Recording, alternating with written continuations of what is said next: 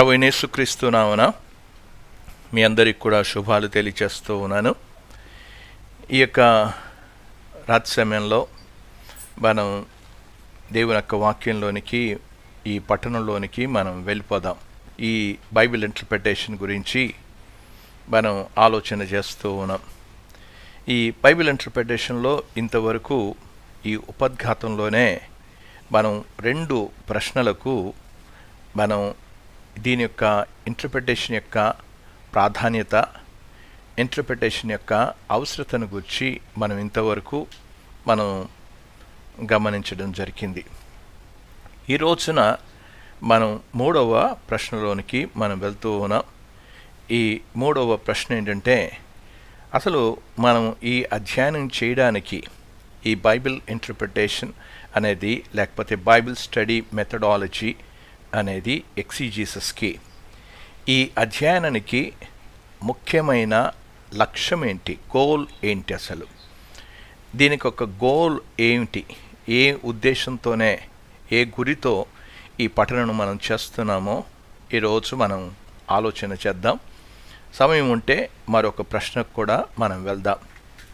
ఈ అధ్యాయం యొక్క లక్ష్యం ఏంటంటే, మనం ఈ విధంగా పఠించడం ద్వారా మీరు చర్చిలకి వెళ్ళకూడదని, చర్చిలో దేవుని వాక్యం వినకూడదని, లేకపోతే వారు బోధిస్తున్నది మీరెంత మాత్రం కూడా ఆలకించవద్దని, ఆ ఉద్దేశంతో ఈ బైబిల్ ఇంటర్ప్రిటేషన్ మనం చేయడం లేదు.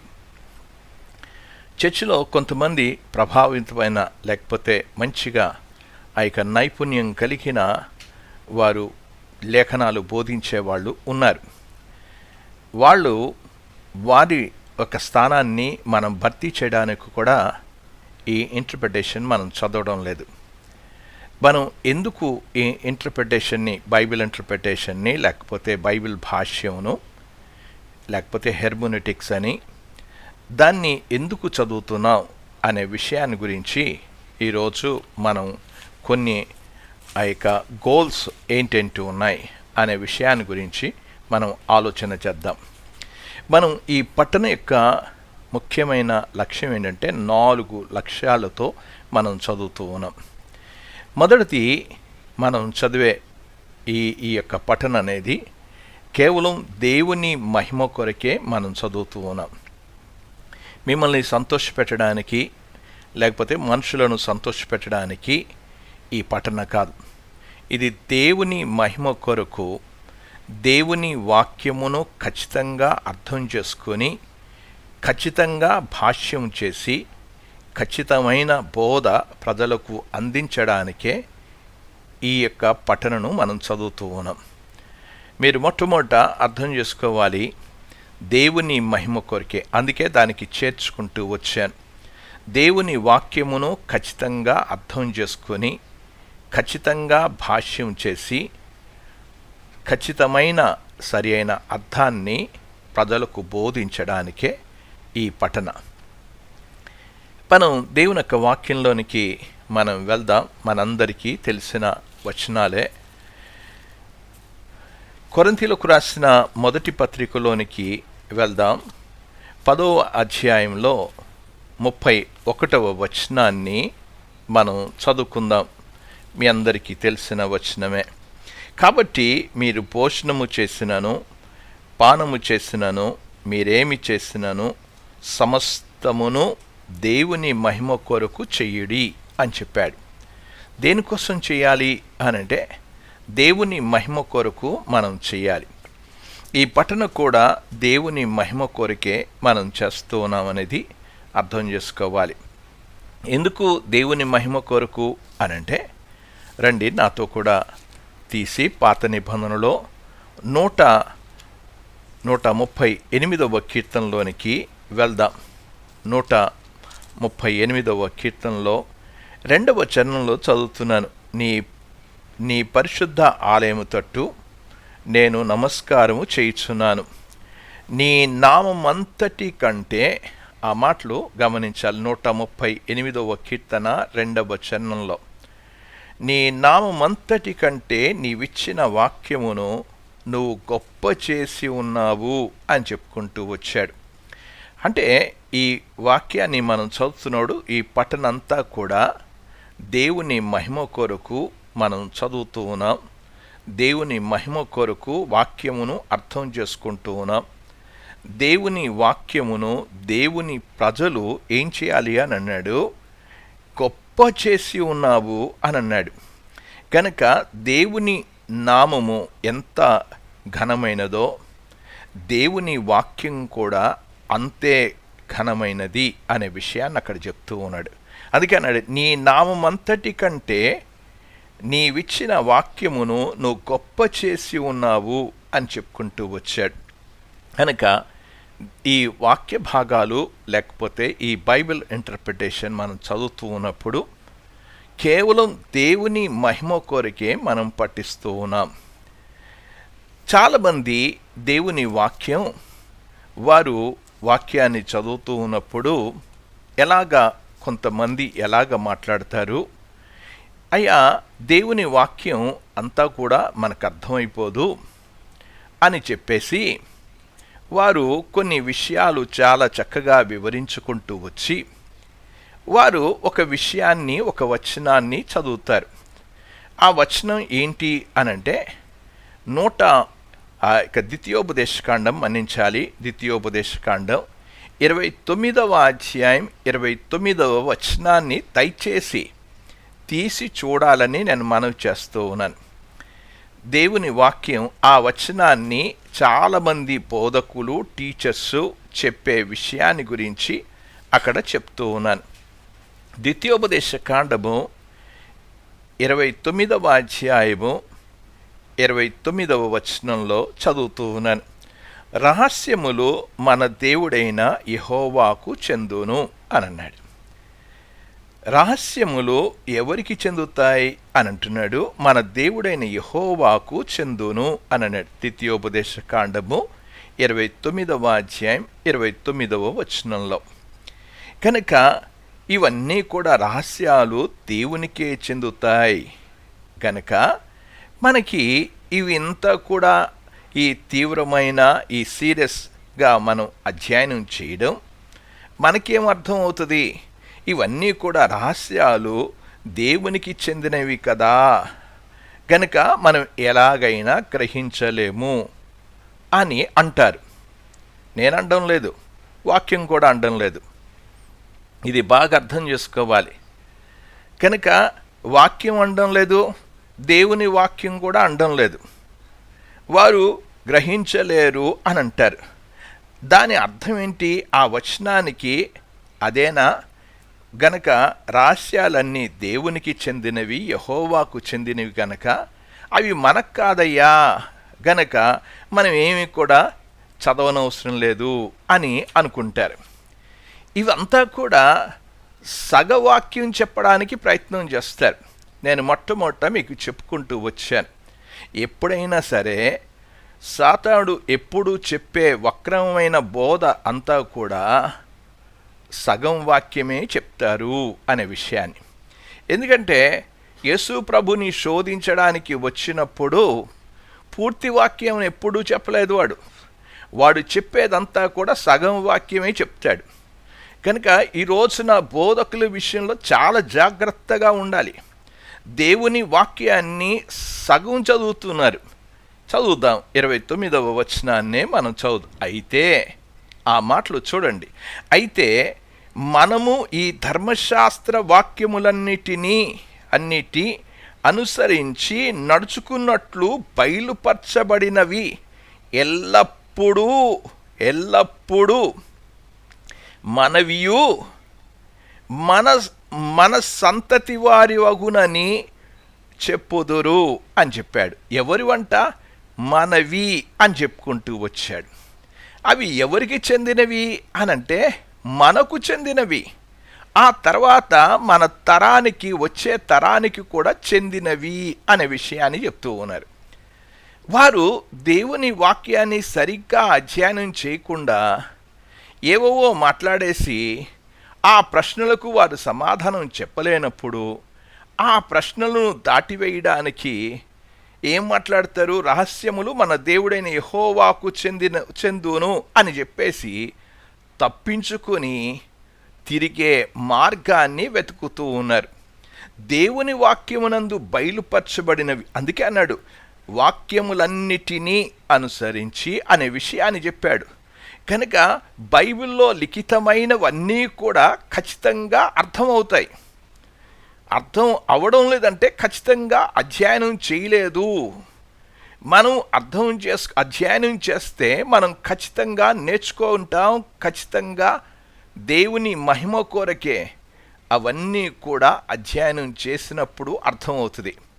చాలామంది దేవుని వాక్యాన్ని సరిగ్గా అధ్యయనం చేయకుండా తప్పించుకుని తిరిగే మార్గాన్ని వెతికే వాళ్ళు సగం వాక్యం చెప్పి తప్పించుకోవడానికి ప్రయత్నం చేస్తారు. అందుచేత అక్కడ చెప్పాడు, ఆ ద్వితీయోపదేశకాండం 29:29లో చెప్పాను నేను, అవి మనకు సంబంధించినవి అనే విషయాన్ని అర్థం కావాలి. దేవుని యొక్క వాక్యంలో మరొక లేఖన భాగాన్ని కూడా చదువుతూ ఉన్నాను. సామెతల గ్రంథంలోనికి వెళ్దాం, 25వ అధ్యాయంలోనికి వెళ్దాం. 2వ వచనాన్ని చదువుతూ ఉన్నాను, చూడండి. సంగతి మరుగు చేయుట దేవునికి ఘనత, సంగతి శోధించుట రాజులకు ఘనత అని అన్నాడు. దేవుని యొక్క వాక్యంలో సంగతి మరుగు చేయుట దేవునికి ఘనత, సంగతి శోధించుట అనే విషయాన్ని చెప్పాడు. అంటే దేవుని మహిమ కొరకు సంగతులను శోధించడం, తెలుసుకోవడం అనేది అది ఎవరికి అంట? దేవునికి ఘనత, దేవునికి మహిమ. మనం శోధించి తెలుసుకుంటే అవి దేవుని మహిమ కొరకు అర్థం చేసుకోవడం. అందుకే ఈ వాక్య భాగాన్ని, ఈ పఠనను మనం దేవుని మహిమ కొరకే చదువుతున్నాం. కనుక దేవుని వాక్యము ప్రేరేపింపబడిన వాక్యం ఇది. దేవుని నామంతటి ఘనమైన వాక్యం ఇది. కాబట్టి దేవుని వాక్యము భూమి మీద అత్యంతమైన గంభీరమైన వాక్యం గనక వాటిని అర్థం చేసుకోవడానికి మనం అధ్యయనం చేయాలి, నేర్చుకోవాలి. గనక మనం దేవుని మహిమ కోసమే ఈ వాక్యాన్ని, లేకపోతే ఈ పట్టణను, ఇంటర్ప్రిటేషన్ని మనం చదువుతూ ఉన్నాం. అది మొదటి లక్ష్యం, మొదటి గురి. అది అంటే మీరు అర్థం చేసుకోవాల్సింది ఏంటంటే దేవుని మహిమ కొరకే ఈ అధ్యాయాన్ని, లేకపోతే ఈ పఠనను మనం చేస్తూ ఉన్నాం. రెండవది ఏంటి? ఎందుకు దేవుని వాక్యాన్ని చదువుతూ ఉన్నాం? రెండవ విషయం ఏంటంటే దేవుని గూర్చిన నిజమైన లోతైన జ్ఞానమును పొందడానికి. అది మన లక్ష్యం. దేంటి లక్ష్యం అని అంటే మనం దేవుని గూర్చిన నిజమైన లోతైన జ్ఞానమును పొందడానికి మనం చదువుతూ ఉన్నాం. దేవుని యొక్క వాక్యంలో మీరు ఎఫెసీలకు రాసిన పత్రికలోనికి వెళ్దాం. ఎఫెసీలకు రాసిన పత్రిక 1వ అధ్యాయము 16-17 వచనాలు నేను చదువుతూ ఉన్నాను, చూడండి. 16-17 వచనాల్లో అవన్నీ కూడా మనకి తెలుగు బైబిల్లో కలిసి ఉన్నాయి, 19 వచనాల వరకు. మీ విషయమే మానక దేవునికి కృతజ్ఞతాస్తుతులు చెల్లించుచున్నాను అని చెప్పాడు. మరియు మీ నేత్రములు వెలిగింపబడినందున ఆయన మిమ్మును పిలిచిన పిలుపు వలనైనను నిరీక్షణ ఎట్టిదో, పరిశుద్ధులలో ఆయన స్వాస్యం యొక్క మహిమేశ్వర్యం ఎట్టిదో, ఆయన క్రీస్తునందు వినియోగపరిచిన బలాతిశయమును బట్టి విశ్వసించు మన యందు ఆయన చూపుచున్న తన శక్తి యొక్క అపరిమితమైన మహాత్యం ఎట్టిదో మీరు తెలుసుకొనవలనని మన ప్రభువైన యేసుక్రీస్తు యొక్క దేవుడైన మహిమాస్వరూప్యగు తండ్రి తను తెలుసుకొనుటయందు మీకు జ్ఞానమును ప్రత్యక్షత గల మనస్సు అనుగ్రహించున్నట్లు నేను నా ప్రార్థనల యందు మిమ్మును కూర్చి విజ్ఞాపన చేయుచున్నాను అని చెప్పాడు. ఎఫెసీలకు విశ్వాసులకు రాస్తున్న పౌలు ఈ మాటలు రాస్తూ ఉన్నాడు. దేనికోసం ఆ మాటలు మనం చదువుతున్నప్పుడు తెలుసుకొనుటయందు మీకు జ్ఞానమును అనే విషయాన్ని చెప్పాడు. మనం జ్ఞానం వెంబడి జ్ఞానమును ఆ స్థాయికి ఎదగాలని, లోతైన జ్ఞానంలోనికి వెళ్ళాలని పౌలు ప్రార్థన చేస్తున్నట్లుగా చూస్తూ ఉన్నాం. పై జ్ఞానం కాదు, షాలోకి సంబంధించిన జ్ఞానము కాదు. ఆ ప్రత్యక్షత అనుగ్రహించినట్లు ఏం చేస్తున్నాడంట? ప్రార్థన చేస్తున్నట్లుగా చూస్తూ ఉన్నాం. కనుక మనం దేవుని వాక్య జ్ఞానాన్ని, ఆ యొక్క జ్ఞానాన్ని పొందడానికి మనం కూడా ప్రార్థన చేసుకోవాలి. జ్ఞానం కలిగి, దేంట్లో జ్ఞానం కలిగి ఉండాలి? వ్రాతపూర్వకమైన లేఖన ఆ భాగాలలో మనం జ్ఞానమును సంపాదించుకోవాలి. అలాగా సంపాదించుకోవాలి అనంటే మనం ఖచ్చితంగా అధ్యయనం చేయాలి, ఆ యొక్క పఠన చేయాలి. గొప్ప జ్ఞానము సంపాదించుకోవడానికి ప్రయాసపడాలి. అన్నిటికంటే ముఖ్యంగా దేవుని వాక్య జ్ఞానమే చాలా గొప్పది. దేవుని వాక్య జ్ఞానము ఎదగాలంటే మీ ఆలోచన ధోరణి తప్పకుండా ముందు మార్చుకోవాలి.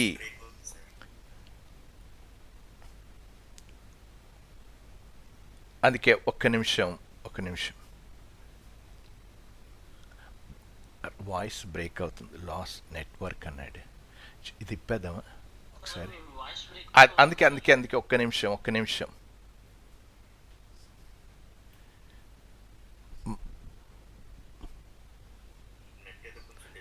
నెట్ మాకు పవర్ పోయింది. ఇది కేవలం ఇప్పుడు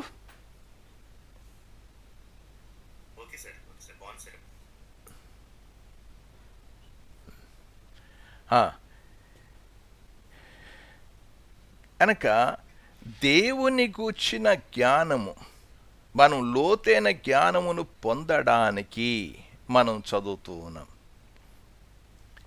లోతైన జ్ఞానాన్ని పొందడానికి చదువుతున్నాం. అన్నిటికంటే ప్రాముఖ్యమైన జ్ఞానం ఏంటంటే దేవుని గూర్చిన జ్ఞానము. ఆ జ్ఞానాన్ని మనం సంపాదించుకోవాలంటే మొట్టమొదట మన ఆలోచన ధోరణి తప్పకుండా మార్చుకోవాలి, అర్థం చేసుకోవాలి. అనంటే మనం మార్చుకోవలసిన అవసరత ఉంది. ఎందుకు మనకు అంతా తెలియదు.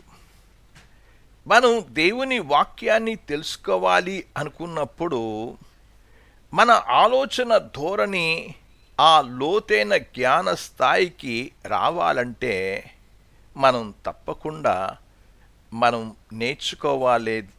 నేర్చుకోలేదు, మనం ఆ స్థాయికి ఎదగలేదు అనే విషయాన్ని గురించి మనం మొట్టమొదట అర్థం చేసుకోవాలి. బైబిల్ చెప్పే దాన్ని బట్టి అన్నీ కూడా ఒక మాటను మనం గమనిస్తున్నప్పుడు ఏమనుకుంటామంటే, మనం చదువుతుండగానే అన్ని ప్రశ్నలకు సమాధానం చెప్పేస్తాయి అని అనుకుంటాం. మనం ఏమనుకుంటామంటే, బైబిల్ చెప్పేది నేను నమ్ముతున్నాను, అది తప్పకుండా అన్నిటినీ పరిష్కరిస్తుంది అని అనుకుంటాం. ఇది చాలామంది రాసుకుంటుంటారు. కానీ మనం ప్రారంభంలో రాసుకున్న అలాగా భావించినవన్నీ కూడా మనం రాను దేవుని వాక్యాన్ని చదువుతున్నప్పుడు మన భావాలు, మన ఆలోచన ధోరణి ఎంత తప్పు అనేది తర్వాత మనకి అర్థమవుతుంది. అంతకుముందు మనం నమ్మిందే అది సరి అయింది అనుకున్నాం. వాక్య జ్ఞానము లేనప్పుడు వీటన్నిటినీ కూడా నమ్మేశాం. కానీ మనం చదువుతున్నప్పుడు మన ఆలోచన ధోరణి తప్పకుండా మనం మార్చుకోవాలి. వాక్యమును సరిపోయే రీతిగా మనం కూడా తీర్చిదిద్దుకోవాల్సిన అవసరం ఉంది. ప్రతి విశ్వాసిలో దేవుని యొక్క ఆత్మ ఉన్నాడు. ప్రతి విశ్వాసిలో దేవుని యొక్క ఆత్మను కలిగిన వాడు ఎందుకు వేరు అభిప్రాయాలు కలిగి ఉంటున్నాడు? ఆత్మ ఒక్కటే అయినప్పుడు, బైబిల్ ఒక్కటే అయినప్పుడు, చదవడం ఒకటే అయినప్పుడు ఎందుకు వివిధ భావాలు వస్తూ ఉన్నాయి? అభిప్రాయాలు ఎందుకు వస్తూ ఉన్నాయి?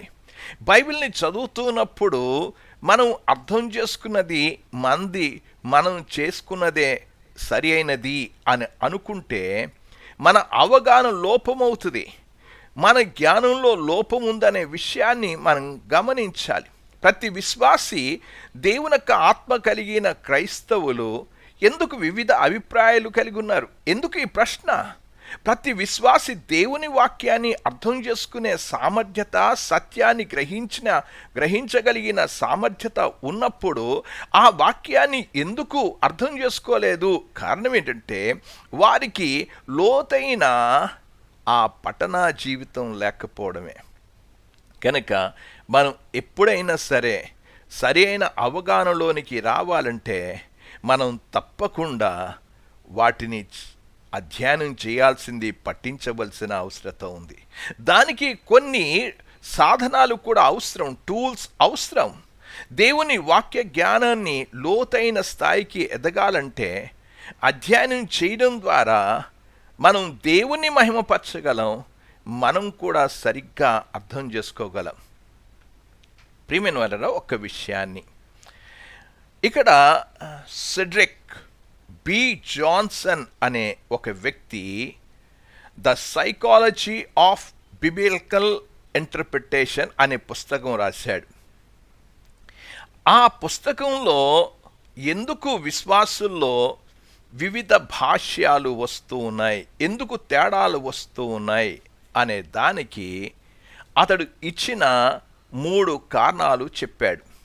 ఆ 3 కారణాలు ఏంటి అనంటే ఎందుకు వ్యత్యాసాలు వస్తూ ఉన్నాయి అని అతను ఇచ్చిన 3 ప్రాముఖ్యమైన కారణాలను చెప్పుకుంటూ వచ్చాడు. 1, వివిధ ఆధ్యాత్మిక స్థాయిల వల్ల అని అన్నాడు.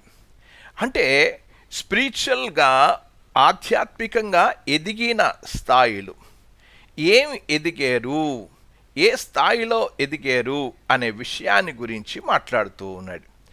ఏమి ఎదిగిన స్థాయి అనే విషయాన్ని అర్థం చేసుకోవాలి. ఏమంటున్నాడు? మొట్టమొదట ఆధ్యాత్మిక స్థాయిలో మనం సరి అయిన స్థాయికి ఎదగలేకపోతే సరి అయిన అవగాహన ఉండదు. అందుకే చాలాసార్లు కూడా విమర్శలకు దారి తీయడానికి కారణం ఏంటంటే వారు సరి అయిన ఆధ్యాత్మిక స్థితిలోకి ఎదగలేదు. 2వది ఏంటి అనంటే దేవుని వాక్యమును భాష్యము చేసే విధానాల్లో సమీపించడం, అప్రోచ్ అనేది సరిగ్గా లేకపోవడం. చాలామంది ఏ విధంగా బైబిల్ని అప్రోచ్ అవ్వాలో తెలియదు. వారికి ఖచ్చితంగా భాష్యం చేయడం అనేది వారికి తెలియని కారణం చేత వారికి వివిధ అభిప్రాయాలు వస్తున్నట్లుగా చూడగలం. 3వ కారణం ఏంటి అనంటే ఆలోచన ధోరణి మార్చుకోవడానికి ఇష్టపడకపోవడం. చాలామంది ఏంటంటే మేము ఏదో నేర్చేసుకున్నాం, మేము ఇంతకు ముందు అవి చేసేసాం గనుక మేము ఇంకా మార్చుకోము అని అనుకుంటారు వాళ్ళు.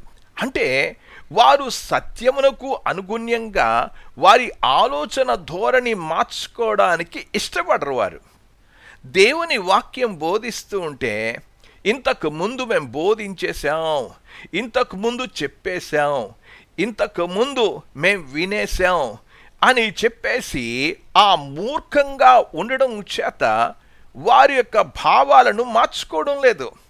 వారి యొక్క సత్యానికి వారు లోబడడం లేదు. మనం ఆ విధంగా ఉండడానికి ఈ బైబిల్ పఠన చేయడం లేదు. సత్యానికి మనం చాలా సెన్సిటివ్గా, సున్నితంగా స్పందించాల్సిన అవసరత ఉంది. సత్యంలో ఎదుగుదాం, సత్య జ్ఞానమునందు ఎదుగుదాం, కృపలో ఎదుగుదాం. అది మన జీవితంలో ఉండాలి. అది మన పఠనలో ఉండాల్సిన విషయం. అది ఉంటుందని నేను నిరీక్షణతోనే ఈ క్లాస్ని చెప్తూ ఉన్నాను. అందుకే దేవుని యొక్క వాక్యంలో మనం ఎంత నేర్చుకుంటున్నా ఏమున్నా సరే మనం నేర్చుకోవాల్సింది ఎంతో ఉంది అనే విషయాన్ని మనం గుర్తించాలని నేను మనవి చేస్తూ ఉన్నా. మనం సాతానుకు వ్యతిరేకంగా మనం పోరాడుతున్నాం. సర్వాంగ కవచంలో ముఖ్యంగా చెప్పాలంటే ఆత్మ వాక్యం అనే ఖడ్గము అని చెప్పుకుంటూ వచ్చాడు. ఆత్మ ఖడ్గము దేవుని వాక్యం అని చెప్పినట్లుగా మనం గమనిస్తూ ఉన్నాం. ఎఫెసీలకు రాసిన పత్రిక 6వ అధ్యాయం 7వ వచనంలో. ఈ రోజున దేవుని వాక్యాన్ని ఎలా చదవాలో, ఎలాగ పఠించాలో, ఎలాగ మనం మార్చుకోవాలో, ఎలాగ సమీపించాలో, అప్రోచ్ అవ్వాలో తెలియకపోవడం చేత వివిధ అర్థాలు తీసుకొస్తూ ఉన్నాం. మనం ఒకటే గుర్తుపెట్టుకోవాలి, దేవుని వాక్యాన్ని సరి అయిన రీతిగా మనం అర్థం చేసుకోవాలి అనంటే మనం లోతైన జ్ఞానాన్ని మనం సంపాదించుకోవలసిన అవసరత ఉంది. అది రెండవది. మూడవ కారణం ఏంటి అనంటే, వాస్తవానికి ఈ పఠన ద్వారా మన మనసులను రూపాంతరపరచడానికి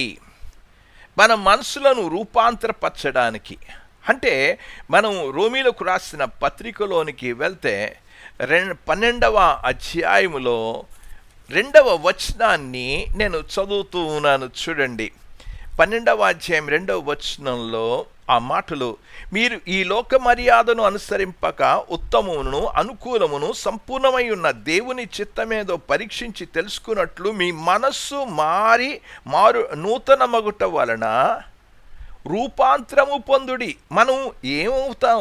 దేవుని వాక్యాన్ని చదువుతూ ఉన్నప్పుడు మన ఆలోచనలు, మన మనస్సులు, మనం తప్పకుండా దేవుని వాక్యము మార్పును కోరుతుంది. మనం తప్పకుండా చదవాల్సింది మన మనసు రూపాంతరము చెందాలి.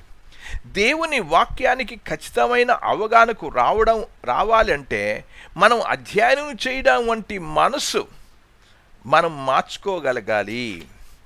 మనం దేవుని వాక్యాన్ని మనం చదువుతూ ఉన్నప్పుడు ఆ వాక్యానికి అనుగుణంగానే మనం చదవాల్సిన అవసరత ఉంది. మనం చదువుకోవాలి, మార్చుకోవాలి. అందుచేతనే ఈ కోర్స్ని లేకపోతే ఈ అధ్యయనాన్ని పెట్టడానికి కారణం అదే. మనం దేవుని వాక్యాన్ని చాలామంది కంఠస్థం చేసేస్తూ ఉంటారు. బైబిల్ని కంఠస్థం చేసినంత మాత్రంలో వారు రూపాంతరం చెందరు. వారు రూపాంతరం చెందాలి అనంటే దేవుని వాక్యాన్ని సరి అయిన అవగాహన చేసుకోగలిగినప్పుడే వారు రూపాంతరము చెందగలరు. ఆ రూపాంతరం చెందడానికి వారి మనస్సే ప్రాముఖ్యం గనక ప్రతి దాంట్లో కూడా దేవుని వాక్యాన్ని సరి అయిన రీతిగా చదవడం, అధ్యయనం చేస్తున్నప్పుడు వారి ఆలోచనలు, వారి యొక్క ధోరణి అంతా కూడా మారుతుంది. ఉదాహరణకి మీకు ఆ విషయాన్ని తెలియచేయడానికి ఒక చక్కని వృత్తాంతాన్ని బైబిల్లో నుంచే మీకు చూపించాలని నేను ఆశపడుతూ ఉన్నాను. దేవుని వాక్యం విషయంలో పౌలు ఎంత చక్కగా ఎంత సీరియస్గా ఆ విషయంను ఆలోచించాడు అనేది నేను మీకు చూపించాలని నేను ఆశపడుతూ ఉన్నాను. పౌలు లేఖనాలను చదువుతున్నప్పుడు ఎంత సీరియస్గా చదివాడు, ఎంత ఆలోచనపూర్వకంగా చదివాడు, తన ఆలోచన ధోరణి ఎలాగ మార్చుకోగలిగాడు అనేది నేను మీకు చూపించాలని ఆశపడుతూ ఉన్నా. మీరు గలతీలకు రాసిన పత్రికలోనికి వెళ్దాం. గలతీలకు రాసిన పత్రిక 3వ అధ్యాయము 16వ వచనాన్ని నేను చదువుతూ ఉన్నాను. చూడండి, 16వ వచనంలో, అబ్రహామునకును అతని సంతానమునకు వాగ్దానములు చేయబడెను. ఆయన అనేకులను గూర్చి అన్నట్టు సంతానములకును అని చెప్పక ఒకని గూర్చి అన్నట్టే నీ సంతానమునకును అనెను. ఆ సంతానము క్రీస్తు అని అన్నాడు. ఏమన్నాడు? ఆ 3వ అధ్యాయం 16వ వచనంలో మనం చూస్తూ ఉన్నప్పుడు అది ఆ వాక్య భాగాన్ని రాశాడు. ఏమన్నాడు? ఆ సంతానములకు అనకుండా సంతానము అని అన్నాడు అని చెప్పాడు. అనగానే ఎక్కడి నుంచి చెప్పాడు ఈ విషయాలు అనంటే ఎంత తీవ్రమైన పఠన అతను కలిగి ఉన్నాడు అనే విషయాన్ని మీరు అర్థం చేసుకోవడానికి ఆదికాండము 22వ అధ్యాయంలో 17వ వచనము నేను చదువుతూ ఉన్నాను, చూడండి 17వ వచనం 18వ వచనం. నేను నిన్ను ఆశీర్వదించి ఆకాశ నక్షత్రముల వలె సముద్ర తీరమందలి ఇసుక వలె నీ సంతానమును నిశ్చయముగా విస్తరింపచేసేదను. నీ సంతతి వారు తమ శత్రువుల గవిని స్వాధీనపరుచుకొందురు. మరియు నీవు నా మాట వినినందున భూలోకములోని జనములన్నీయు నీ సంతానం వలన ఆశీర్వదింపబడును. నా తోడని ప్రమాణము చేసి ఉన్నానని యెహోవా సెలవిచ్చాను అని అన్నాడు. ఆ మాటలు మనం చదువుతూ ఉన్నాం. ఏమన్నాడు? ఆ మాటలో ఏకవచనముతో చెప్పబడిన విషయాలు చెప్పాడు. అక్కడే అంటున్న విషయాన్ని నీ సంతానము ఇసుక వలె అని అన్నాడు. ఆ మాటలు చూడండి, ఇసుక వలె అని అన్నాడు. అంటే ఇది ఏకవచనంలో ఉందా, బహువచనంలో ఉందా? ఆ విషయాన్ని గురించి చాలా జాగ్రత్తగానే పట్టించినట్లుగా చూస్తూ ఉన్నాం. మనం చూస్తున్నప్పుడు ఏకవచనంలో చెప్పబడిన ప్లూరల్ నౌన్గానే కనుగొన్నట్లు చూస్తూ ఉన్నాం. పౌలు వాక్యాన్ని చాలా తీవ్రంగా చదివి ఆలోచించాడు. పౌలు లేఖనాలను చూస్తున్నప్పుడు అది బహువచనమా లేక ఏకవచనంలో ఉందా అనేది గమనించాడు. అక్కడ ఉన్న నౌన్స్ని ఏకవచనంలోనే ఉంది అనే విషయాన్ని గురించి పౌలు కనుగొన్నట్లుగా మనం చూస్తున్నాం. అందుకే చెప్పాడు నీ సంతానము వలన అనే విషయాన్ని. అక్కడ చెప్పిన విషయాన్ని గురించి మనం ఏమనుకుంటున్నాం అనంటే అబ్రాముకి ఇచ్చిన బహు సంతానాన్ని గురించి మాట్లాడాడు అని అనుకుంటున్నాం. కానీ ఆ విషయాన్ని గురించి ఆది కాండంలో నుంచే కనుగొని గలతీ పత్రికలో ఆ సువార్తను వెల్లడి చేస్తున్నప్పుడు ఆ సంతానము క్రీస్తు అని నేరుగా చెప్పడం జరిగింది. అక్కడ చెప్పబడిన సంతానము ఏకవచనములో ఉన్నట్లుగానే గుర్తించాడు. అది బహువచనంలో లేదు. అక్కడ చెప్పబడిన సంతానం అనేది యేసుక్రీస్తును చూపిస్తుందని తెలియజేశాడు.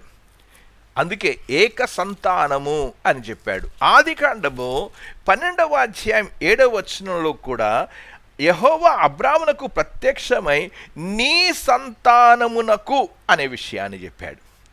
12వ అధ్యాయం 7వ వచనం నీ సంతానమునకు అంటే ఏకవచనంలో చెప్పాడు. అంటే ఎంత పఠించాడో ఒకసారి ఆలోచన చేయండి.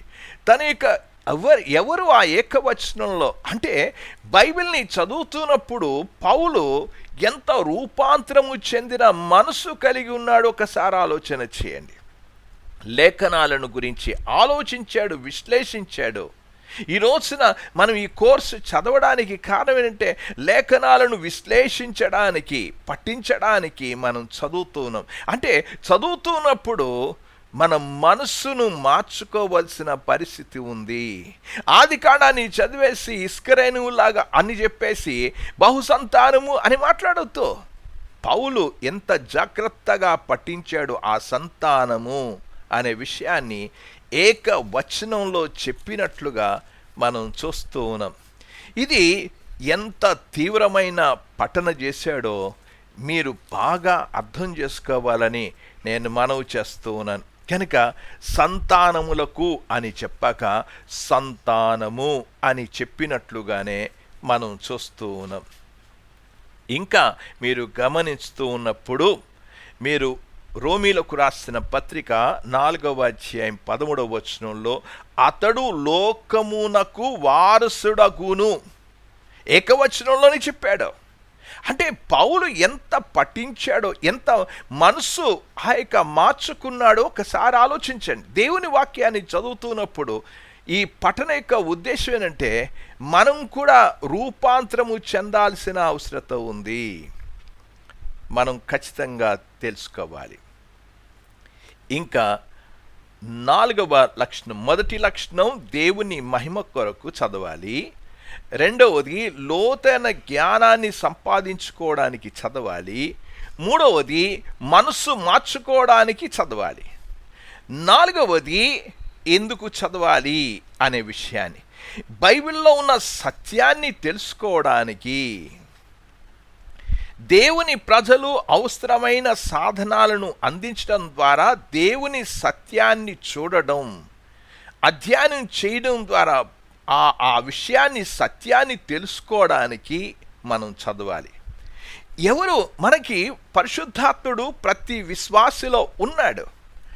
పరిశుద్ధాత్ముడు ప్రతి విశ్వాసిని సర్వసత్యంలోనికి నడిపిస్తాడు.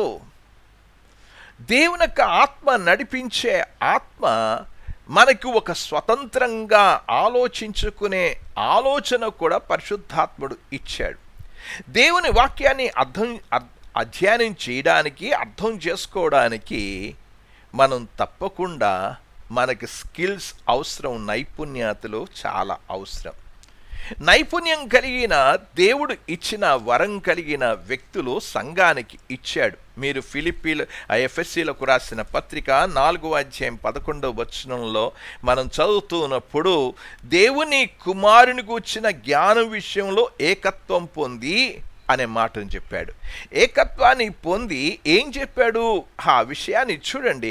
ఏకత్వాన్ని పొంది, ఆ మాటలు జ్ఞానం విషయంలో ఏకత్వం పొంది సంపూర్ణ పురుషులగు వరకు అనే విషయాన్ని, మనం సంపూర్ణమైన పురుషులగు వరకు, సంపూర్ణతకు అనే విషయాన్ని చెప్పాడు. సంపూర్ణలగుటకు క్రీస్తు శరీరము క్షేమాభివృద్ధి పొందుటకు అని చెప్పాడు. దానికోసం ఎవరినిచ్చాడు? ఆ విధంగా సిద్ధపరచడానికి 13వ కొందరిని సంఘానికి ఇచ్చినట్లుగా చూస్తున్నాం. అంటే సంఘంలో దేవుని వాక్యాన్ని ఉపదేశించగలిగిన వరము కలిగిన వ్యక్తులను దేవుడు ఇచ్చాడు. కనుక మనం ఈ కోర్స్ని నేర్చుకోవడం ద్వారా, నేను మీకు చెప్తూ వచ్చాను, నేను ఇంతకు ముందు మీకు తెలియచేసిన సమాచారాన్ని బట్టి మీరు అర్థం చేసుకోవాల్సింది, మనం దేవుని వాక్యాన్ని చదువుతుండగా మనం ఒక పర్ఫెక్ట్గా దేవుని వాక్యాన్ని ఇతరులకు బోధించలేకపోవచ్చు. మనం ఆ క్లాసును గురించి, హ్యాండీక్రాఫ్ట్ క్లాస్ గురించి నేను మీకు చెప్పాను. హ్యాండీక్రాఫ్ట్ క్లాస్లో మనం ఒక పనితనాన్ని నేర్చుకున్నాం, కానీ పని నైపుణ్యత మనం పొందలేకపోవచ్చు. కానీ తప్పులు చేయకుండా ఉండడానికి ఈ కోర్సు మీకు చాలా వరకు ఉపయోగపడుతుంది. కనుక ఇక్కడ ఏమంటున్నాడు? సత్యాన్ని మనం గ్రహించడానికి ఈ పఠన చేస్తూ ఉన్నాం. రండి దేవుని యొక్క వాక్యంలోనికి వెళ్దాం. కొరింథీయులకు రాసిన మొదటి పత్రికలోనికి వెళ్దాం. 14వ అధ్యాయంలో 29వ వచనంలో చదువుతున్నాను. ప్రవక్తలు 2-3 మాట్లాడవచ్చును అని అన్నాడు. 2-3 మాట్లాడవచ్చును అని చెప్పాడు. అంటే దేవుని దగ్గర నుంచి వాళ్ళు నేరుగా ఒక భవిష్యత్వాణిని, ఒక ప్రవచనాన్ని వాళ్ళు చెప్తూ ఉన్నప్పుడు తక్కిన వాళ్ళు ఏం చేయాలి అనే విషయాన్ని చూడండి. తక్కిన వారు వివేచింపవలెను అని అన్నాడు. ఏం చేయాలి? అక్కడ వింటున్న వాళ్ళు వీరు చెప్పేది తప్పా ఒప్పా అని తీర్పు తీర్చడానికి ఆదేశించినట్లుగా చూస్తున్నాం. పౌలు చెప్పాడు, అక్కడ చెప్పాడు, తక్కిన వారు వివేచింపవలెను. వారు ఏం చెప్తూ ఉన్నారు? వాళ్ళు చెప్పేది దేవుని వాక్యానుసారంగా ఉందా లేదా ప్రజలు వివేచించాల్సిన అవసరత ఉంది. ఆ సామర్థ్యత పరిశుద్ధాత్ముడు మనకిస్తూ ఉన్నాడు. మనం ఏదో కంఠస్థం చేసి అనుభూతి పొందేసి అని ఏదో అనుకోవద్దు. దయచేసి వాక్యాన్ని ఎవరైనా చెప్తూ ఉంటే ఆ వాక్యానికి మనం వివేచించాల్సిన అవసరత ఉంది. ఏం చెప్తూ ఉన్నారు వీళ్ళు చెప్పేది దేవుని వాక్యానుసారంగా ఉందా లేదా అనేది తీవ్రంగా ఆలోచించాల్సిన పరిస్థితి ఉంది. ఇది చాలా ప్రాముఖ్యమైన విషయం. ఇది క్రమబద్ధంగా, వివరణాత్మకంగా, సత్యముతో కూడినది ఉందా లేదా అది చూడాలి. చాలామంది బోధకులు వచ్చి వారు క్రమబద్ధంగా కానీ, వివరణాత్మకంగా కానీ, సత్యముతో కూడింది చెప్పకుండా ఏదో ఆటలాడడం, ఆ వర్డ్స్ జిమిక్స్ చేయడం, స్పష్టమైన ఆలోచన, వారు సరి అయిన భాష్యము ఇవ్వకుండానే అయిపోతూ ఉంది. దేవుని సేవకులు, నిజమైన సేవకులు, వారు వివరణాత్మకంగానే బోధిస్తారు. సాతానుడు ఎప్పుడూ కూడా విశ్వాసులు వివరణాత్మకంగా తెలుసుకోకూడదనే వాడు అనుకుంటాడు. కొంత తెలిస్తే జాలే, మీరు చర్చికి వెళ్ళండి కానీ పూర్తి వాక్యం తెలియకూడదు, మీకు చర్చికి వెళ్ళండి కానీ పూర్తి వాక్యాన్ని అవగాహన చేసుకోని అవసరం లేదు, కనుక చర్చికి వెళ్ళడం తప్పులేదు, కానీ వాక్యం మాత్రం పూర్తిగా అర్థం చేసుకోవద్దు. సాతానుడు ఎప్పుడూ కూడా వివరణాత్మకంగా తెలుసుకోవడానికి, ప్రజలు వివరణాత్మకంగా ఎరగకూడదనేదే వాడి యొక్క వాదన. అందుకే ఇటువంటి బోధల్లో ఏమొస్తుంది అంటే హేతుబద్ధంగా, ఉద్రేకపూర్వకంగా ఈ ప్రసంగాలు ఉంటాయి. వారు ఆ ఉద్రేకాలతోనే ప్రజలను ఆడుకుంటూ ఉన్నారు, సంఘస్థులను ఆడుకుంటున్నట్లుగా చూస్తూ ఉన్నాం. ఈ రోజున దేవుని మందిరానికి వెళ్ళి ఆరాధనలో కూర్చున్న ప్రతి ఒక్కరూ కూడా చేయాల్సిన పని ఏంటంటే, ఏదో కూర్చుని వినేసి, ఒక బుర్రకథ వినేసి వచ్చినట్లుగా రావద్దు. దయచేసి మీరు చర్చికి వెళ్తూ ఉన్నప్పుడు ఏం చేయమని చెప్పాడు? మీరు వివేచింపవలను, తక్కిన వారు మాట్లాడుతూ ఉంటే తక్కిన వాళ్ళు వివేచింపవలను అని చెప్పారు. సంఘస్థులకు ఇచ్చిన ఆ ఉపదేశం లేకపోతే ఆదేశం అనేది కనబడుతుంది. అందరూ కూడా వివేచించాలి, చక్కగా వివేచించడానికి ప్రయాసపడాలి అని చెప్పాడు. అందుకే వారు ఒక చక్కని పౌలు, శీలలు దేవుని వాక్యాన్ని చెప్తూ ఉంటే, బెరియా సంఘంలో వారు చెప్తూ ఉన్నప్పుడు వారు చేసిన పని ఏంటంటే, దేవుని వాక్యము అలాగున్నవో లేదో వారు ప్రతిదినము లేఖనములను పరిశోధించుచూ వచ్చిరి అన్నాడు. అపోస్తలుల కార్యము 17వ అధ్యాయం 11వ వచనంలో ఆ మాటలు మనం చూస్తూ ఉన్నాం. ఏమన్నాడు? వారు చెప్పిన సంగతులు ఏం చేయాలి? వివేచించాలి. మీరు చర్చిలో కూర్చుని వివేచించకుండా వచ్చేస్తే అది మీ పొరపాటు. అర్థం చేసుకోవడానికి ప్రయత్నం చేయాలి. దీన్ని అర్థం చేసుకోవడానికి దేవుని వాక్యాన్ని అధ్యయనం చేయాలి. మనం సత్యాన్ని గమనించాలి. ఏ రీతిగా బహు జాగ్రత్తగా వాటిని పరిశోధించాల్సిన అవసరత ఉంది.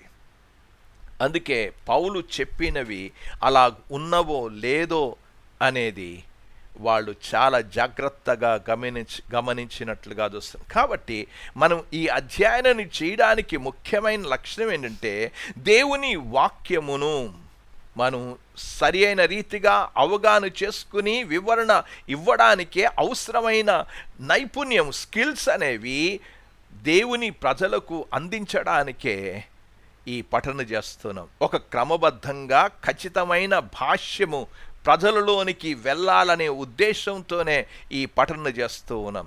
దేవుని మహిమ కొరకు చదువుదాం, దేవుని లోతైన జ్ఞానమును సంపాదించుకోవడానికి చదువుదాం, మన మనసులు మారి రూపాంతరము చెందడానికి బైబిల్ చదువుదాం. దేవుని వాక్యాన్ని వ్యక్తిగతంగా ఆలోచించే సామర్థ్యత పరిశుద్ధాత్ముడు ఇస్తున్నప్పుడు వాక్యాన్ని చదువుదాం మనం. కనుక ఇంత చక్కని విషయాలను, ఇది గురి, ఈ 4 గురితోనే మనం ఈ బైబిల్ భాష్యాన్ని పఠిస్తూ ఉన్నాం. 4వ ప్రశ్న, ఈ ప్రశ్నలో చాలా ప్రాముఖ్యమైన ప్రశ్న. ప్రజలు నిజానికి బైబిల్ ఎలాగ చదువుతారు అనేది. ఎలా చదువుతారు బైబిల్ని? ఇది 4వ ప్రశ్న. ఎలా చదువుతారు?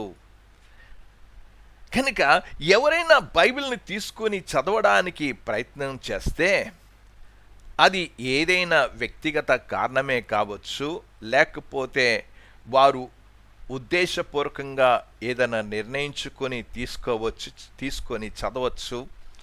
దీనికి చదవడానికి ఎన్నెన్నో ఉద్దేశాలు ఉండొచ్చు. ఆ ఉద్దేశాలు అన్నీ మనకు తెలియాలని ఏమీ లేదు. కానీ చదువుతున్నప్పుడు కొంత నిర్ణయం అనేది వాళ్ళు తీసుకుంటూ ఉన్నారు. నిజానికి మనం బైబిల్ చదివేది అన్నిటికంటే అత్యున్నతమైన పుస్తకాన్ని మనం చదువుతున్నాం. The best book to read is the Bible అనే పాటను పాడుతూ ఉన్నాం.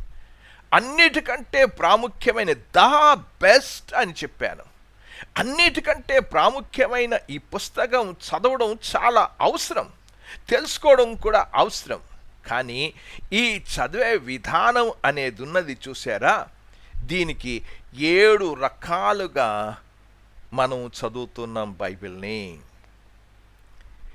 ఏ రకంలో నువ్వు ఈరోజు ఉన్నావో, ఎక్కడ ఉన్నావో ఒక్కసారి నీవే చూసుకోవాలని నేను మనవి చేస్తూ ఉన్నా. ఏ స్థాయిలో ఉన్నావు, ఎక్కడ ఉన్నావు అనేది చూసుకోవాలి. బైబిల్ని చదువుతున్నామండి మేమందరం అని అనుకుంటారు, కానీ బైబిల్ చాలామంది చదువుతున్నారు. యూట్యూబ్లో వాళ్ళు చాలామంది చదివి ఏవో మాట్లాడడానికి కూడా ప్రయత్నం చేస్తున్నారు. బైబిల్ చదువుతూ ఉన్నారు, ఏ ఉద్దేశంతో చదువుతారు? కొన్నిసార్లు ఈ వాదోపవాదాలు జరుగుతూ ఉంటాయి. ఆ వాదోపవాదాలకి మన క్రైస్తవ సేవకులు కూడా వెళ్ళి ఆ సమ్మేళనంలో కూర్చోవడానికి కూడా ప్రయత్నం చేస్తారు. వాళ్ళు అక్కడికి వచ్చిన వాళ్ళు మాట్లాడే వాళ్ళు బైబిల్ని ఎలా చదువుతారు?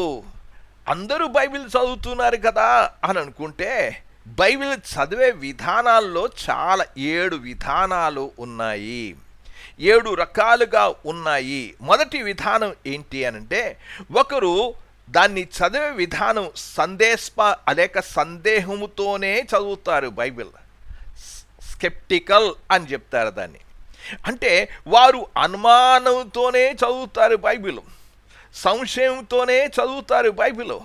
వారు ప్రతి విషయాన్ని ఎలాగ చదువుతారంటే ప్రశ్నించే లక్ష్యముతోనే చదువుతారు.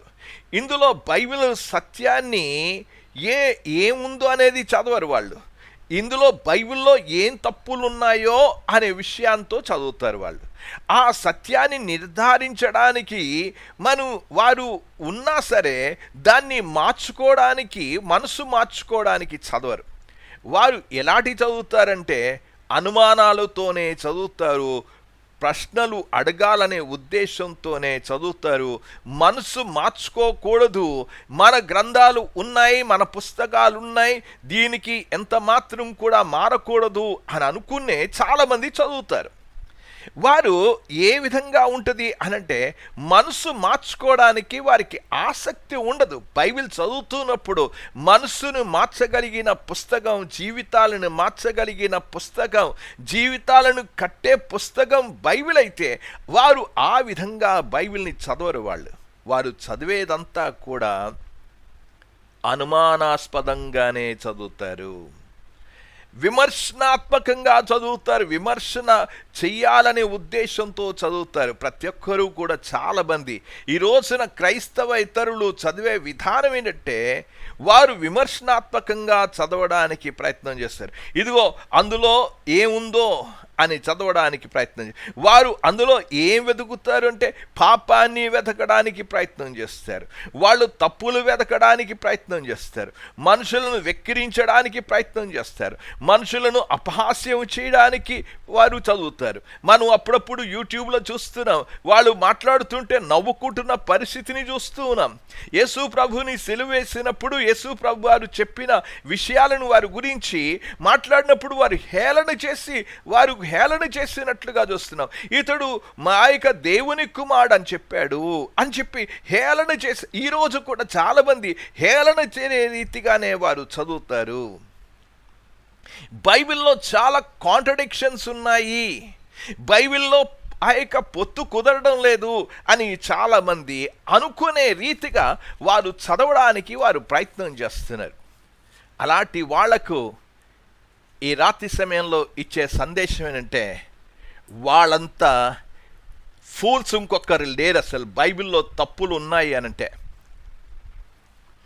బైబిల్లో తప్పులు ఉన్నాయని చెప్పేవాళ్ళు, కాంట్రడిక్షన్స్ చెప్పేవాళ్ళు, మిస్టేక్స్ ఉన్నాయని చెప్పేవాళ్ళు, వాళ్ళంత ఫూల్స్ ఇంకొకరు లేరు. బైబిల్లో ఏది కూడా కాంట్రడిక్షన్ లేదు, ఫాల్స్ స్టేట్మెంట్స్ లేవు, తప్పుడు వాంగ్మూలాలు లేవు, అవి ఎక్కడ కూడా కనబడవు. అలాంటి వాళ్ళతో ఏదో తప్పులు పట్టేవాళ్ళు, స్కెప్టికల్ వాళ్ళుగా చదివే వాళ్ళని గురించి ఆలోచన పక్కన పెట్టండి. వారు దేవుని వాక్యాన్ని విని మార్చుకుని మారుమనసు లేకపోతే ప్రభు వైపు తిరుగుతామనే ఉద్దేశంతో వారు చదవడం లేదు. వాళ్ళు చదివేదంతా కూడా వాళ్ళు దురుద్దేశాలతోనే చదువుతూ ఉన్నారు గనక వారు సత్యాన్ని గ్రహించలేరు. దేవుని వాక్యంలో చెప్పిన రీతిగా శరీరానుసారులైన మనుషులు వారు దేవుని విషయాలు వారు తెలుసుకోలేరు. ప్రకృతి సంబంధులకు ఇది అర్థం కాదు కూడా. అలాంటి వాళ్ళతో మనం మాట్లాడడం అనేది ఎంత బుద్ధిహీనతో. ఈరోజు సేవకులు నేర్చుకోవాల్సిన విషయం ఏంటంటే, నీవు నిజంగా దేవుని సత్యాన్ని గ్రహించడానికి చదువుతావా లేకపోతే విమర్శనాత్మకంగా చదువుతావా అనే ప్రశ్న వాళ్ళకి వెయ్యాలి. ఎప్పుడైనా సరే బైబిల్ని ఎవరైనా సరే వచ్చి అయ్యా ఇలాగుంది కదా అని మీకు ఒకవేళ ఎవరైనా చెప్తే ఒకటి బాగా గుర్తుపెట్టుకోవాలి, నేను దీని మీద పఠన చేయలేదు, నాకు అంత అవగాహన లేదు. ఎక్కడ కూడా బైబిలు సత్యం అనే విషయాన్ని చాలా ఖచ్చితంగా మనం తెలుసుకోవాల్సిన అవసరం ఉంది. అక్కడికి వెళ్ళి మనం ఫూల్స్ అవ్వకూడదు దయచేసి. అందుకే మనం ఫూల్స్ అవ్వడానికి బైబిల్ చదవడం లేదు.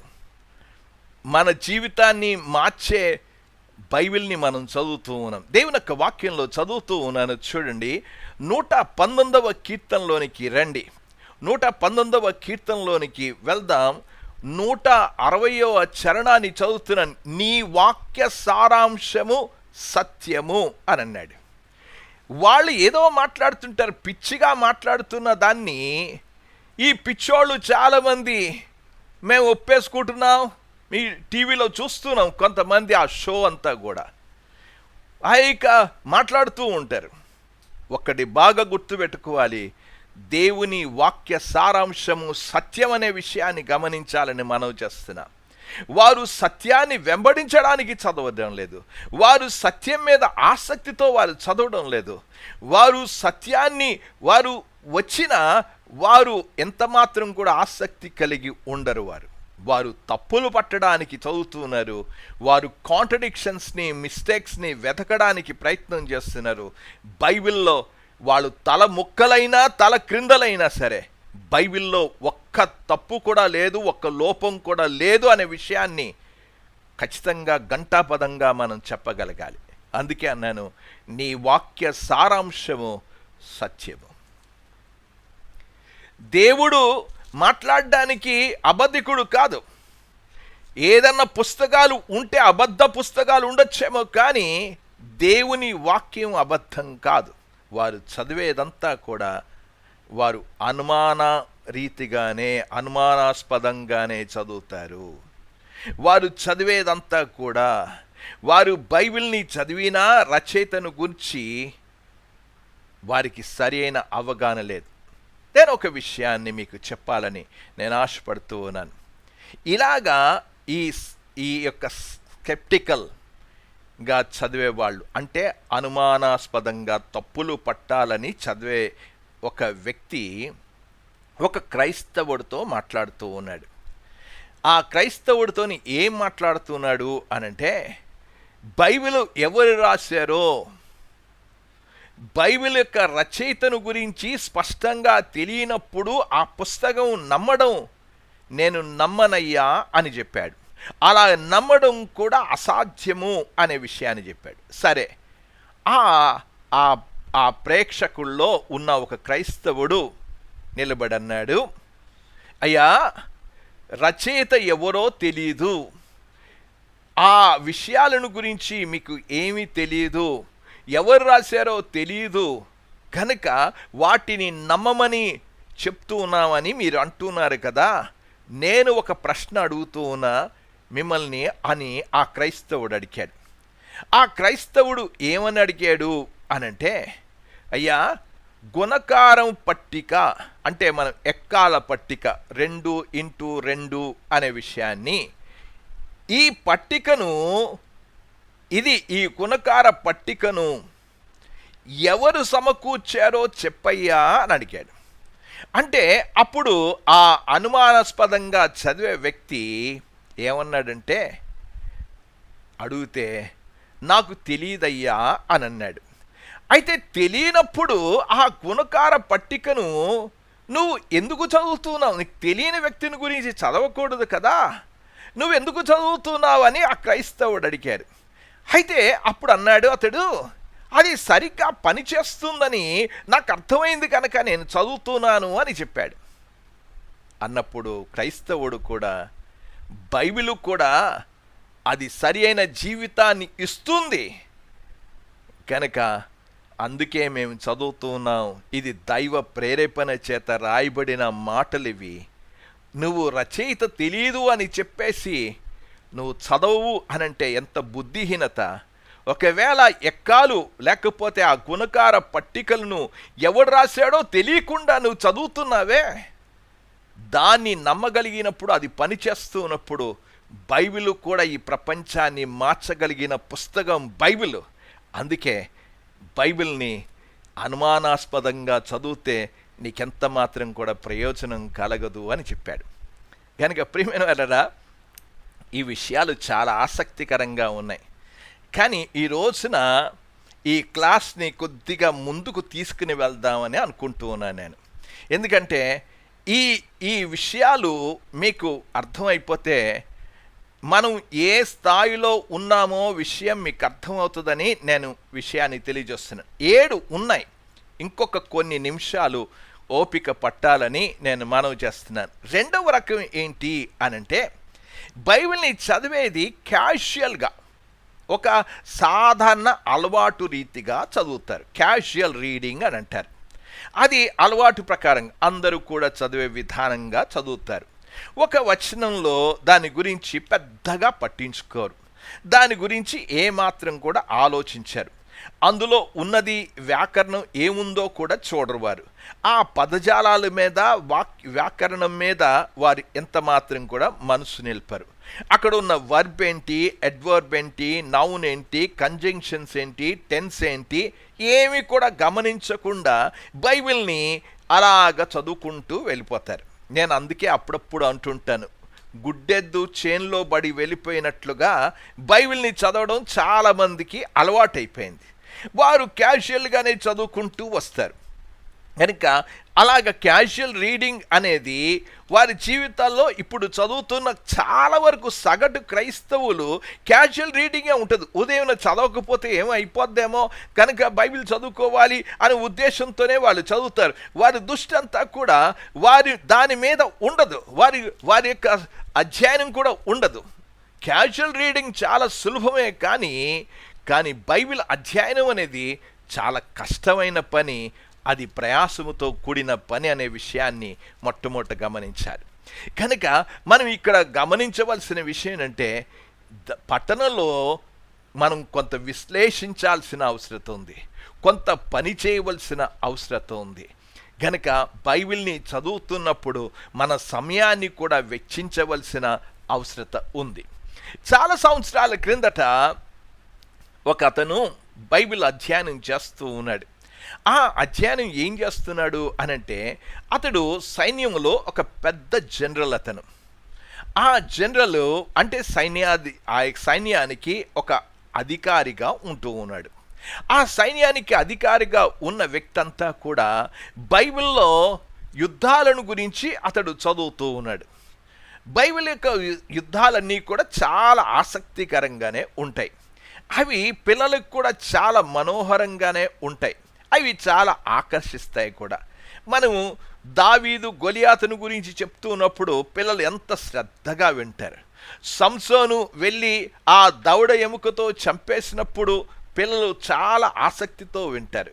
యోషువ ఎరుకో కోడలు కూలదోసి ఆ యుద్ధానికి వెళ్ళినప్పుడు అది చాలా ఆసక్తికరంగానే ఉంటుంది. అమ్మాలీకుల మీదకి వెళ్ళినప్పుడు యుద్ధం ఎలాగ ఆసక్తికరంగానే ఉంటుంది. ఇలాంటి ఉద్దేశాలతోనే ఆ సైన్యాధికారి అంతా కూడా చదువుతూ ఉన్నాడు. అంటే వారు దేని మీద మనసు పెట్టారు అనంటే, వారు చదువుతున్నది వారు అసలైన విషయం బైబిల్ ఏం చెప్తుందో దాని మీద చదవడం లేదు. ఒక సాధారణమైన రీతిగా ఆ కథలను గురించి చదువుకుంటూ వెళ్ళిపోతారు. కనుక అలాగ చదవడం వలన బైబిల్ ఏమీ కూడా అర్థం కాదు. గనుక ఈ ఈ పద్ధతి వలన చదవడం వలన వారికి క్యాజువల్ రీడింగ్ వలన బైబిల్ సగటున సంవత్సరానికి 3-4 సార్లు చదివేస్తుండొచ్చునేమో, కానీ బైబిల్లో ఉన్న విషయాలు వారికి ఏమీ కూడా తెలియకుండానే అయిపోతుంది. మూడవ రకం ఈ విషయాన్ని ఇది చెప్పి నేను ముగిస్తాను. ఆ తర్వాత విషయాలు మీరు అయితే ఒక్క విషయాన్ని మీకు చెప్పాలని నేను అనౌన్స్మెంట్ చేయాలని ఆశపడుతూ ఉన్నాను. మనం తిరిగి నేను ఏప్రిల్ 16వ తారీఖు వరకు నాకు చాలా బిజీ షెడ్యూల్ ఉంది. అందుచేత ఈ క్లాస్ ముగించిన తర్వాత మనం ఏప్రిల్ మాసంలో మనం 16 తర్వాత గురువారం క్లాస్లో మనం కలుసుకుంటాం. కనుక దాదాపు ఒక 6 క్లాసులు మిస్ అయిపోతూ ఉన్నాం. కారణం ఏంటంటే నేను మధ్యలో కొన్ని వివాహ కార్యక్రమాలు ఉన్నాయి, కొన్ని వెళ్ళవలసిన ప్రయాణాలు ఉన్నాయి. ఆ ప్రయాణాల కారణం చేత ఒక వారం ఉండి ఒక వారం ఉండకపోవడం ఇదంతా కూడా మిస్ అవుతుందని ఉద్దేశంతో మీ గుడ్ ఫ్రైడే మనం అన్నీ చేసే గుడ్ ఫ్రైడే, ఈస్టరు, మట్టలాదివారం అయిపోయిన తర్వాత 16 తర్వాత మనం కలుసుకుందామని విషయాన్ని నేను మీకు తెలియచేస్తూ ఉన్నా. అయితే ఈ లోపల ఈ ధర్మశాస్త్రం కృప అనే పుస్తకం ఈ నెలలోనే మీ అందరికి కూడా అందించాలని ప్రయాసపడుతూ ఉన్నాం. అంతా కూడా దాన్ని అంతా రీచెక్ చేసేసాం. ఆ ప్రింటింగ్కి వెళ్తే అది మీ చేతుల్లోకి వచ్చేస్తుంది. ప్రభు చిత్తం అయితే మనం ఈస్టర్ లోపలే మీ అందరికీ పుస్తకాలు అందించడానికి మేము ప్రయత్నం చేస్తాం. కనుక ఫైనల్ స్టేజ్లో ఉంది, ప్రార్థన చేయండి, మీ అందరికీ పుస్తకాలు అందజేస్తాం. తర్వాత మూడవ రకాన్ని గురించి మనం ఆలోచన చేద్దాం. బైబిల్ ఎలా చదువుతారంటే డివోషనల్ రీడింగ్ అని అంటారు.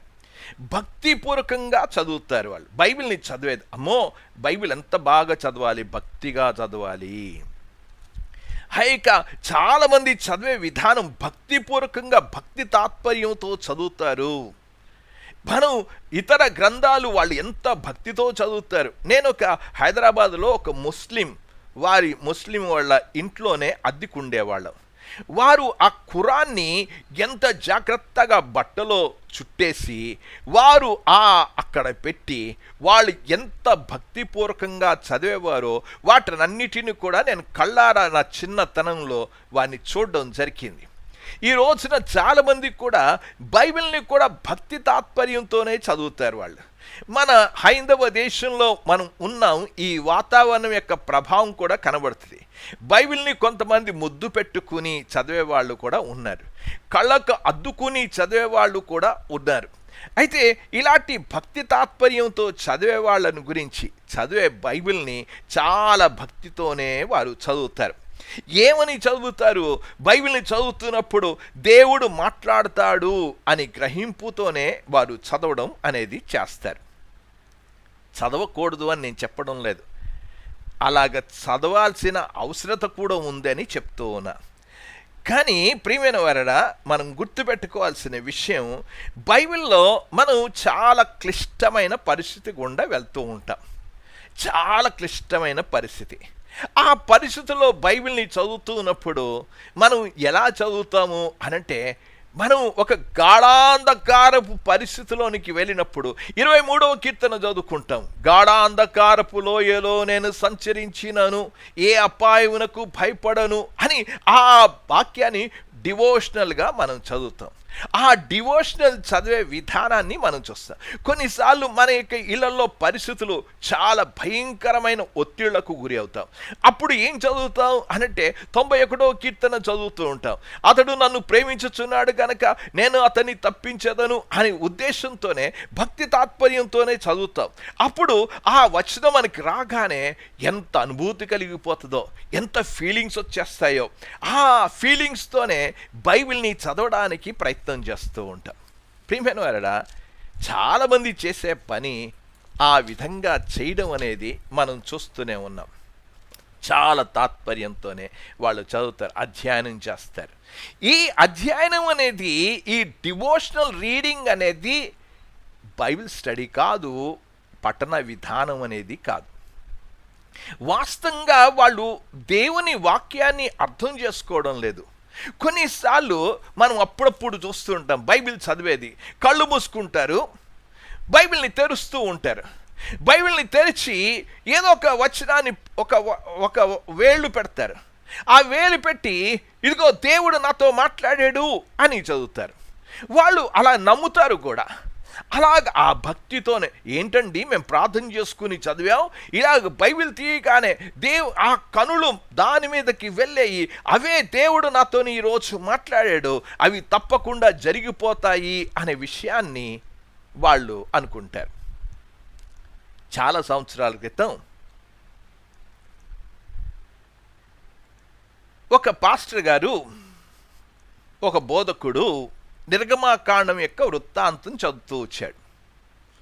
నిర్గమాకాండం యొక్క వృత్తాంతం అంతా చదువుతూ ఉన్నప్పుడు అతనికి కనబడిన విషయం ఏంటంటే, మోషే ఒక కర్రను చాపగానే ఎర్ర సముద్రం 2 పాయలుగా అయిపోయింది. 2 పాయలుగా అయిపోయింది. ఆ విషయాన్ని అతడు చదివాడు. చదివిన తర్వాత ఇప్పుడు ఏమనుకున్నాడంటే, నేను కూడా ఒక సరస్సు దగ్గరికి వెళ్తే ఆ సరస్సు 2 పాయలైపోతుంది అనుకుని ఆ భక్తితోనే చదివాడు. ప్రియమైన వారడా, చివరికి ఆ పాస్టర్ గారు ఆ సరస్సు దగ్గరికి వెళ్తే ఎంత మాత్రం 2 పాయలు అవ్వాల. అరే, ఎందుకు బైబిల్ చదువుతున్నావు? అది డివోషనల్గా దేవుడు నాతో మాట్లాడాడు. ఇంకొక పాస్టర్ గారి గురించి కూడా చెప్తాను. ఇది 2017వ సంవత్సరంలో జింబాబ్వేలో ఒక పాస్టర్ గారు లేఖన భాగాన్ని చదువుతూ ఉన్నారు. ఆ లేఖన భాగాన్ని చదువుతున్నప్పుడు ఏమని చదివాడు అనంటే, మనం సముద్రపద సువార్తల్లో లేకపోతే మొత్తం 4 సువార్తల్లో యేసు ప్రభు వారు నీళ్ల మీద నడవడం గురించి చదివాడు. ఆ నీళ్ల మీద నడుస్తూ ఉన్నప్పుడు యేసు ప్రభు వారు నీళ్ల మీద నడుచుకుంటూ వచ్చారు. అప్పుడు పేతురు అడిగాడు, ప్రభువా నేను కూడా నీళ్ల మీద నడుస్తాను అని చెప్పినప్పుడు నడు అని పేతురుకు కూడా ఆజ్ఞ ఇచ్చాడు. ఆ తర్వాత పేతురు నడిచాడు, తర్వాత మునిగిపోయాడు, లేపాడు. ఆ విషయాన్ని గురించి, సంఘటన గురించి చదివాడు. ఇక ఆ పాస్టర్ గారు, ఆ జింబాబ్వే ఆ పాస్టర్ గారు ఏం చేశారు అనంటే, ఈ వృత్తాంతం చదివిన తర్వాత దేవుడు నాతో మాట్లాడుతూ ఉన్నాడు, నేను నీళ్ల మీద నడవాలి అని చెప్పేసి సంఘానంతటికి కూడా చెప్పేసి సంఘంలో ఉపవాసం ఉండి ప్రార్థన చేయడం ప్రారంభించాడు. అయ్యా, సంఘానికి ఒక సందేశాన్ని కూడా ఇచ్చాడు. నేను ఉపవాసం ఉండి ప్రార్థన చేస్తున్నాను గనక నీళ్ల మీద నడవమని ప్రభు వాక్యం చదువుతున్నప్పుడు దేవుడు నాతో మాట్లాడాడు, నేను తప్పకుండా వెళ్ళి నీళ్ల మీద నడుస్తాను అని అందరికీ చెప్పేశాడు సంఘానికి. సంఘం అంతా కూడా చాలా ఉత్సాహంతో ఉంది. ఎందుకంటే యేసు ప్రభు వారు నీళ్ల మీద నడిచారు, మా పాస్టర్ గారు కూడా నీళ్ల మీద నడవడం అనేది వాళ్ళు ఎంతో ఉత్సాహంతో అన్ని చూడాలనుకుని ఆ నది దగ్గరికి వాళ్ళు కూడా వెళ్ళారు. అతని హృదయంలో లేఖనాలు చదువుతున్నప్పుడు అతని హృదయంలో దేవుడు మాట్లాడాడు అనే భావించి నీళ్ల మీద నడవడానికి వెళ్ళాడు. పేతురు నడిచినట్లుగానే నేను కూడా నడవాలనుకున్నాడు. పేతురు దిగి నీళ్ల మీద నడిచాడు.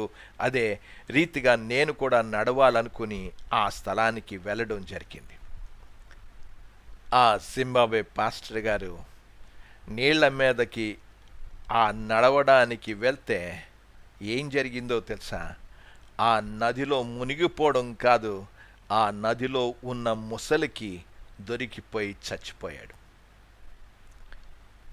ఎందుకు అలా జరిగింది? ఈ రోజున వాక్యం చదవగానే దేవుడు నాతో మాట్లాడాడు అని చెప్పేసి ఉద్రేకాలతో చదవదు దయచేసి. దేవుని వాక్యాన్ని అర్థం చేసుకోవడానికి ప్రయత్నం చేయండి. ఎందుకు అతడు మునిగిపోయాడు?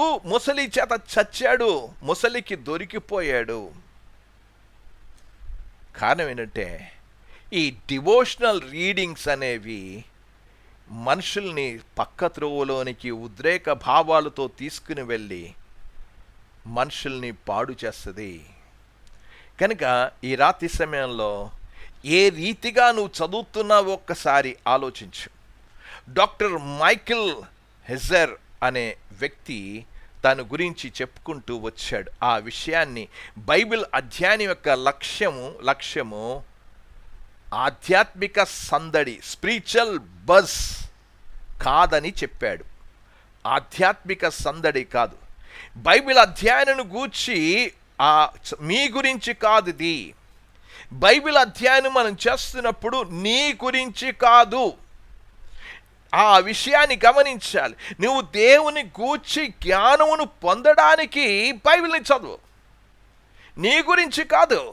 Bible study is not about you, it is about gaining the knowledge of God. దేవుని వాక్య జ్ఞానాన్ని సంపాదించుకోవడానికి చదువు. చాలామంది దేవుని వాక్యాన్ని ఎలా చదువుతారు? మానవ దృక్పథంలో చదవద్దు దయచేసి. ఇది దేవుని దృక్పథంలో చదవాలి.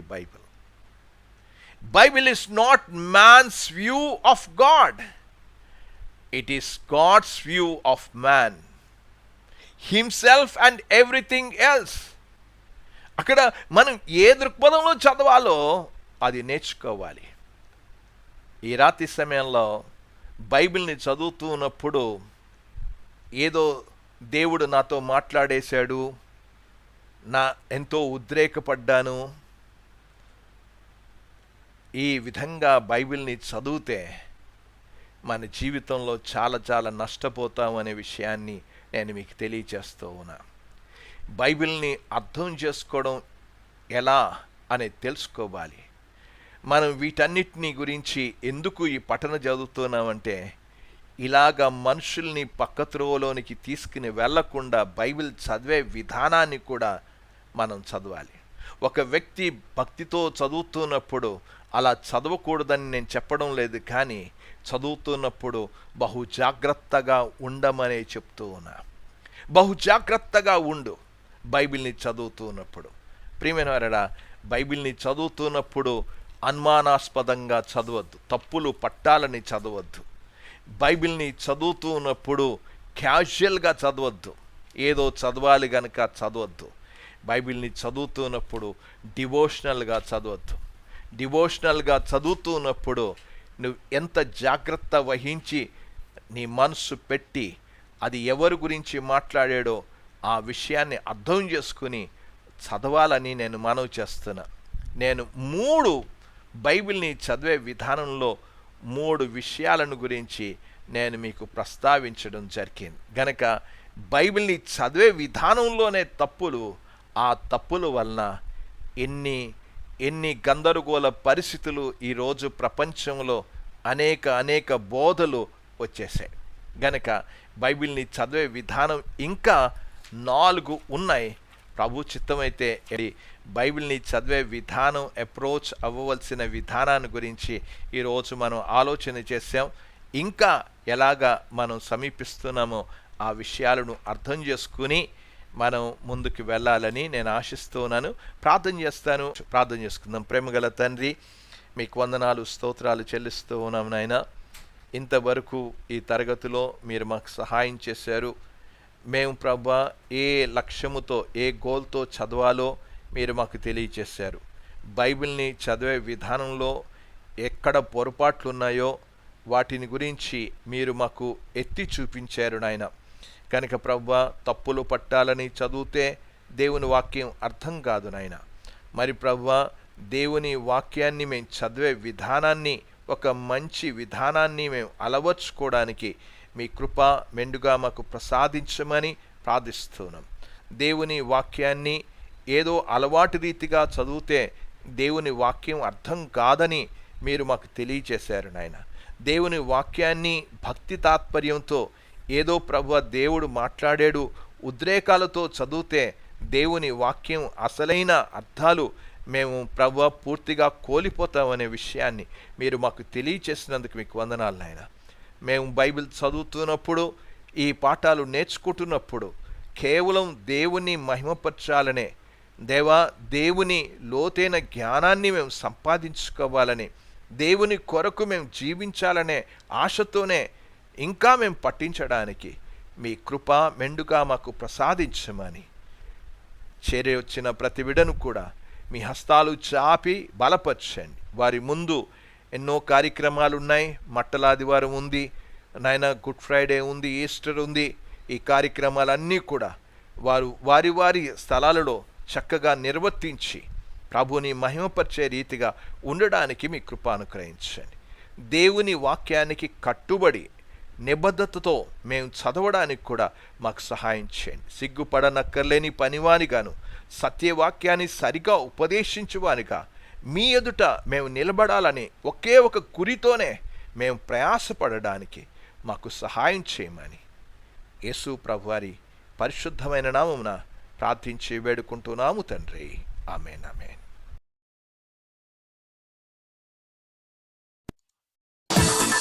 Subscribe now and press the bell icon. Never miss an update.